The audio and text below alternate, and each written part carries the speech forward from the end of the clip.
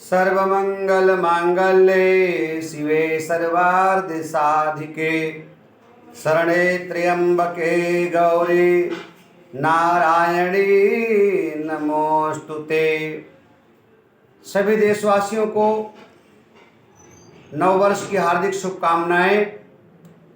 चैत्र का महीना प्रारंभ होने वाला है और आपको बताती हुई मुझे बहुत प्रसन्नता हो रही है कि हम उस परंपरा को मानने वाले लोग हैं जहां हमारी दिनचर्या पूजा पाठ से प्रारंभ होती है, जहां हमारे जीवन का शुरुआत दुर्गा पूजा से होती है, शक्ति की उपासना से होती है। तो इस वर्ष जो चैत्र का महीना है, प्रतिपदा तिथि वो 30 मार्च को प्रारंभ हो रही है और इस दिन आपको अपना नया वर्ष हर्षोल्लास के साथ मनाना चाहिए और मनाना है, क्योंकि हम सनातन परंपरा के लोग हैं। तो आइए हम संकल्प लें कि ये नया वर्ष हम बड़े हर्षोल्लास के साथ शक्ति उपासना के साथ मिलकर के मनाएंगे। मैं आपको बहुत कम शब्दों में बताऊंगा कि ये नया वर्ष कैसे मनाएं, कैसे माँ को प्रसन्न करें, कैसे अपने जीवन में हम बदलाव लाएं और कैसे हम अपने परिवार को सुरक्षित रखें।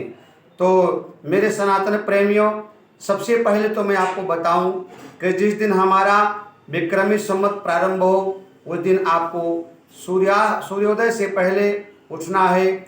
उठने के बाद में स्नान ध्यान करके आपको पवित्र होना है और इसके एक दिन पहले ही आपको अपने मंदिर की साफ सफाई करके रखना। देखिए, जैसे हमने मंदिर अपने घर में बना रखा है। अब देखिए, ये हमारे घर की मंदिर है। यहाँ देखिए हमारे रामलला सरकार विराजमान हैं और ये भगवान गौरी शंकर विराजमान हैं और जितने भी देवता हैं वो विराजमान हैं। इस प्रकार से आप अपने मंदिर को बढ़िया सुंदर तरीके से सजाइए। मैं आपको दिखाऊंगा कि हमारा एक घर का जो मंदिर है इसमें लगभग में आपको हर चीज़ मिलेगा। जैसे कि मंदिर में घंटी होना जरूरी है, घंटी रखिए और जोत बत्ती रखिए, जोत रखिए, पात्र रखिए भगवान की पूजा के लिए। ये हमारे घर के मंदिर में भगवान शंकर जी स्थापित हैं। घर के मंदिर में ये हमारे लड्डू गोपाल विराजमान हैं और बहुत सुंदर है। इनका दर्शन बहुत अच्छा है और इनकी सेवा करने में मन को बड़ी प्रसन्नता होती है। तो इस प्रकार से रामलला सरकार विराजमान है, उधर शंकर भगवान विराजमान है। आप देखेंगे तो आगे हमारे राधा कृष्ण भगवान विराजमान है जो बंसी बजाते हैं और आगे देखिए रामलला सरकार विराजमान है। ये पात्र रखा हुआ पूजा पाठ के लिए। ये हमने मंदिर को इस प्रकार से कुछ सजा करके रखा है। तो मैं आपको बताना चाहूँगा कि अपने घर में आप पहले मंदिर को पवित्र बनाइए। मतलब पवित्रता का मतलब एक दिन नवरात्र से पहले ही आप इस प्रकार से मंदिर को सफाई कीजिए, पात्र धोइए, आप भगवान के वस्त्र बदलिए और पूजा पाठ की पूरी तैयारी आप कीजिए। व्यवस्थित व्यवस्था बनाने के बाद में आप सभी लोग जिस दिन नवरात्र का प्रारंभ हो उस दिन आप प्रातःकाल ब्रह्म मुहूर्त में उठ कर से करके स्नान ध्यान से निवृत्त होकर के और आप ब्राह्मण देवता को घर में बुलाइए। जी हाँ, वो ब्राह्मण जो हमेशा से पूज्य है, ऐसे ब्राह्मण को, सात्विक ब्राह्मण को अपने घर में बुलाइए और घर में बुला करके सबसे पहले आप गणेश भगवान का आवाहन कीजिए, घट स्थापन कीजिए, यानी कलश स्थापित कीजिए, गणेश भगवान का आवाहन कीजिए, नवग्रहों की पूजा कीजिए, दुर्गा जी की पूजा कीजिए ब्राह्मण के सानिध्य में और इसके पश्चात ब्राह्मण देवता को अपने घर में बुलाकर इस प्रकार से ये जो पंचांग आता है, तिथि, योग, लगन, ग्रह और वार, इन 5 चीज़ों से मिलकर के पंचांग का निर्माण होता है।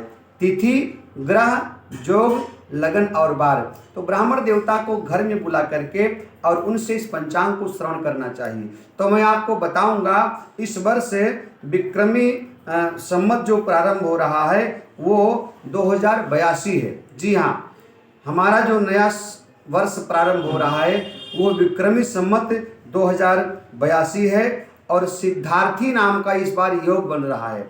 सिद्धार्थी जो सिद्धि की उपासना है करने वाले, जो सात्विक परंपरा को मानने वाले हैं, उनके जीवन में उन्नति होगी।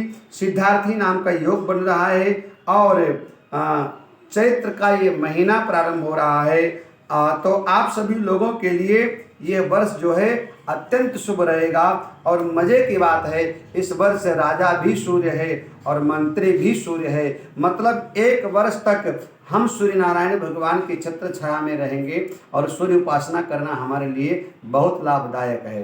तो इस प्रकार से ब्राह्मण देवता से आप अपने घर में बुला करके पंचांग श्रवण करना चाहिए।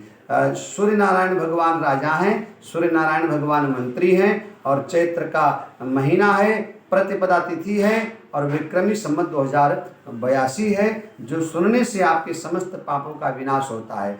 तो आइए हम संकल्प लें कि अपना भारतीय संस्कृति के अनुसार हम अपना नया वर्ष 2082 30 मार्च 2025 को हम बड़े धूमधाम से मनाएंगे। और इस दिन आपको करना क्या है, हो सके तो आप व्रत पारायण हो जाइए, व्रत कीजिए। इन दिनों में आपको अनुष्ठान करना है। अनुष्ठान में 3 मैं आपको सरल उपाय बताता हूँ, जिससे आपकी उन्नति होगी, आपकी प्रगति होगी, आपके घर में धन धान्य सहित सभी सिद्धि और रिद्धि का वास होगा और आपके घर में जो दरिद्रता है वो भाग जाएगा, विपत्तियों का जो है वो नाश हो जाएगा। तो एक तो आप इन दिनों में 9 दिन तक आप श्री रामचरितमानस का अपने घरों में नवाह पारायण का पाठ रखिए, जो बड़ा सरल है और इसको आप आराम से कर सकते हैं। एक एक पारायण आप नित्य प्रति कीजिए। आप रामचरितमानस जब अपने घर में लाएंगे तो उसमें नवाह पारायण है और उस रामचरितमानस में, बेटा जरा रामचरितमानस दिखाइए, रखा है उस इधर रामचरितमानस, जो रामचरितमानस है उसमें पारायण है। तो नवाह पारायण, 9 पारायण इसमें है और ये देखिए बहुत सरल है। ये है रामचरितमानस, बहुत सरल है, इसमें नवाह पारायण है। 9 दिन तक आप एक एक पारायण का पाठ कीजिए। इसमें करना क्या है, आप अपने पूरे परिवार के साथ, जैसे आपके पास समय नहीं तो बेटा कर ले, बेटी कर ले, बहू कर ले, सासू कर ले, सुबह से लेकर शाम तक किसी भी समय कुल मिलाकर के परिवार के जितने लोग हैं सब बारी बारी से पढ़े, लेकिन एक पारायण आप एक दिन में पूरा कीजिए। तो इस प्रकार से नवाह पारायण का आप पाठ कीजिए अपने घरों में। और इसके बाद में हो सके तो ब्राह्मण देवता को अपने घर में बुला करके और दुर्गा सप्तशती का संपूर्ण पाठ आप ब्राह्मण देवता से श्रवण कीजिए। बहुत लाभदायक होगा, बहुत हितकारी होगा आपके परिवार के लिए। और साथ साथ में दुर्गा मैया का नवाह पारायण मंत्र का आपको जप भी करना है। ओम ऐं ह्रीं क्लीं चामुंडाय विच्चे। इस प्रकार से आपको संयम नियम का पालन करना है। 9 दिन तक आप नवरात्रि का व्रत रखें। तत्पश्चात जिस दिन आप नवरात्रि का व्रत विश्राम हो, उस दिन आप ब्राह्मण देवता को घर में बुला करके दुर्गा जी के निमित्त, भगवान श्री राम के निमित्त आप यज्ञ कीजिए। यज्ञ करने के बाद कन्या भोजन कीजिए, कन्या का पांव पूजिए, ब्राह्मण देवता को भोजन कराइए, उनको दक्षिणा दे करके विदा कीजिए। इस प्रकार से आप हम सब मिलकर के नया वर्ष हर्षोल्लास के साथ मनाएंगे। तो ये विक्रमी संवत 2082 आप सबके लिए शुभ हो, मंगल हो, मैं ईश्वर से ही प्रार्थना करूंगा। देखिए आप, मैंने मंदिर कितना बढ़िया भगवान के निमित्त सजाया हुआ है। एक बार पूरा मंदिर वहां पर आप देखिए, खड़े हो जाइए बेटा, ये पूरा मंदिर आप दूर से देखिएगा तो ये एकदम बढ़िया फर्स्ट क्लास आप दिखाई पड़ेंगे। देखिए इस प्रकार से आप अपने घरों में जो आप मंदिर बनाए सजाइए। देखिए ये भगवान यहाँ पर विराजमान है। देखिए मैं आपको बताऊं, ये इस प्रकार से अपने घर पे भगवा झंडा लगाइए जी। जय श्री राम। नया वर्ष पर आप इस प्रकार से झंडा लगाइए और झंडा घर में होना चाहिए। इस प्रकार से घर को फिर सजाइए और सजाने के बाद में हम आपको एक एक चीज़ दिखाएंगे। यहाँ पर ये जो हमने भगवान का ये दरबार लगाया हुआ है, इससे हमारे मन को अत्यंत विश्राम मिलता है, मन हमारा स्वयं शांत हो जाया करता है।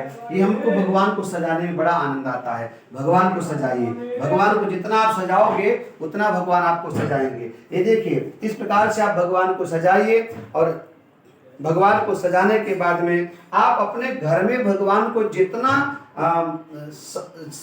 आप भगवान को मानेंगे, जितना आप भगवान के प्रति समय निकालेंगे, जितना आप भगवान के निमित्त सत्कर्म करेंगे, उतना ही परमात्मा आपके जीवन को हरा भरा करेगा।